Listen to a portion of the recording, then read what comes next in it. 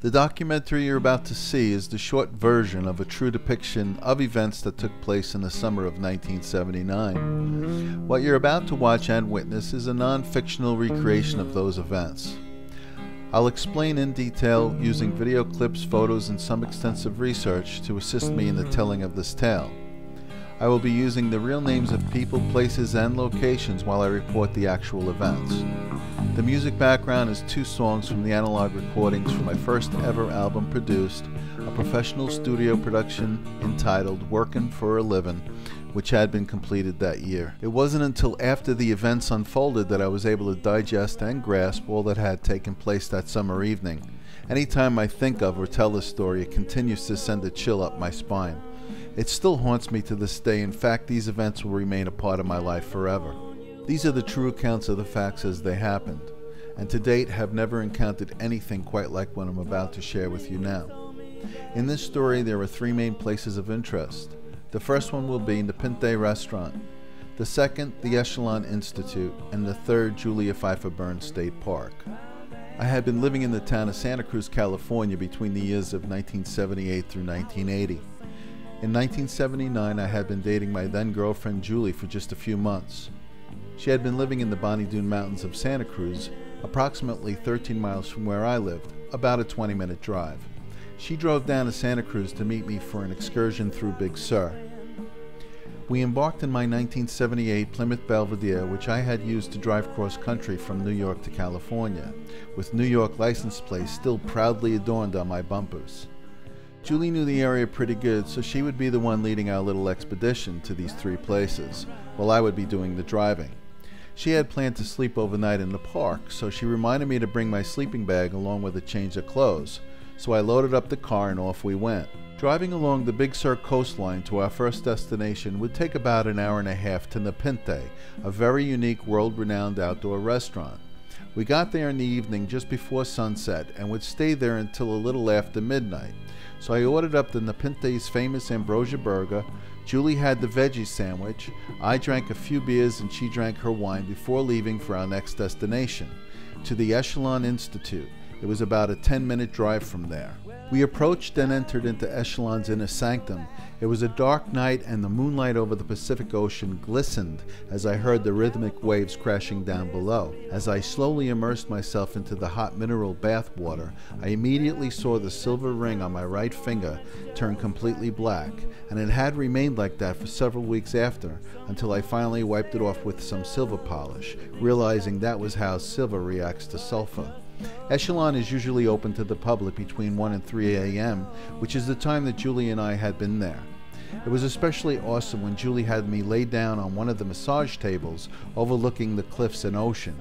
I was delighted when she began administering a full body massage. It was truly an invigorating experience when I would switch between the hot sulfur bath and then into the icy cold water tub and then back again into the hot mineral bath water.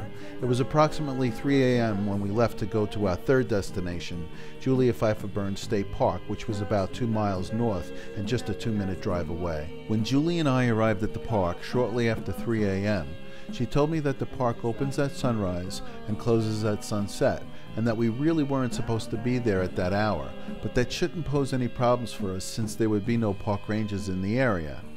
I was so exhilarated from Echelon that I now was ready to get some shut-eye. Julie obviously had been there before and knew the ropes pretty good. With our resting place already planned out, she led me to a rocky outcropping under a tree surrounded by the Pacific Ocean. I remember walking to the edge, thinking how easily one could fall from these steep and jagged rocks. We both unrolled our sleeping bags and laid them out under the beautiful pine tree that she had chosen to sleep under. We said our good nights and I drifted into a deep slumbering sleep. Just a few short hours later, morning came quick. It seemed as fast as I had closed my eyes. The sun just started to peek over the horizon. When Julie woke me, she insisted we needed to leave. She hadn't slept a wink because of strange sounds she said she heard and persisted throughout the night, and apparently started right after I drifted off to sleep. I asked her what she was talking about as I stretched and widened my eyes unwillingly. She said she had been hearing a woman crying all night long, just sobbing and sobbing, and said she looked around and saw no one. I was listening but not processing everything she was saying because I wasn't fully awake yet, but I do remember suggesting that maybe it was the wind passing through the rocks, or perhaps the sound of the wind blowing through the cove that could make it sound like a woman crying. I was extricating myself from my sleeping bag and slowly rising to my feet. I started to roll my sleeping bag up and felt like somebody was watching me. I turned and looked over my right shoulder and saw a woman standing there at the walkway path. The woman stood straight across from us, looking bewildered and sad. She was staring in such a way that it made me feel very uncomfortable, as she looked so intently as if she were in a catatonic state. She didn't even blink or move a muscle as she continued looking strangely right through me.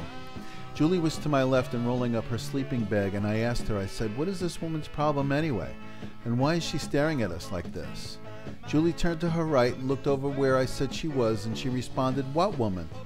I said, "That lady over there with the short blonde hair and shorts, she's right over there." I turned to point her out, and she was gone.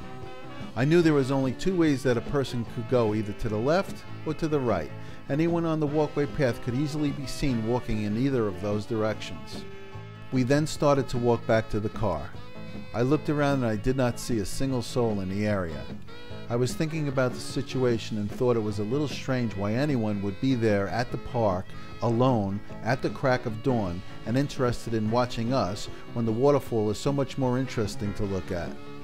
On the way home, both Julie and I were pretty quiet. I guess we were contemplating the events of that evening and what had just happened with that woman in the park. Julie slept most of the way during the drive back home to Santa Cruz. After arriving at the house, we said our goodbyes, and she drove back to Bonnie Doon to get some much-needed sleep. As the day turned into night, I received a phone call from Julie, and she had asked if I had read the newspaper that day.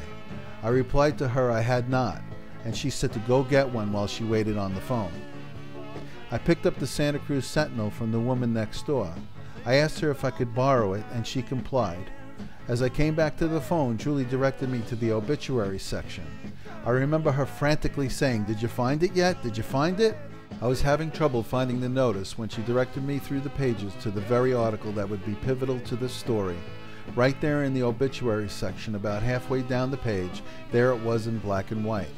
A woman had been found the night before in Julia Pfeiffer Burns State Park, the apparent victim of a suicide, found hanging from that very tree we slept under.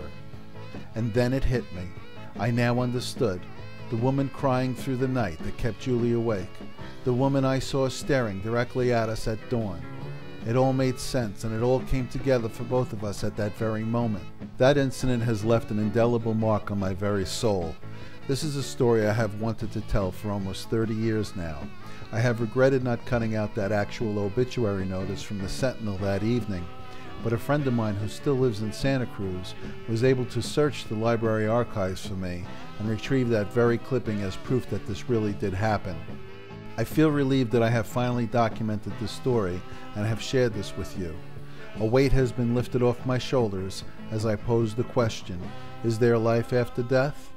I still couldn't say for sure with any true certainty, but obviously there is something going on that no one can explain showing definitive proof. Does anyone really know the answer to as where do we go from here? I don't really think so. Though I am sure other people could give other explanations about what had happened that fateful evening, I was the one who was there, they were not. And my beliefs may be of no consequence, but I will say that I believe that life goes beyond just the living. I'm DomBianco, and this is my story.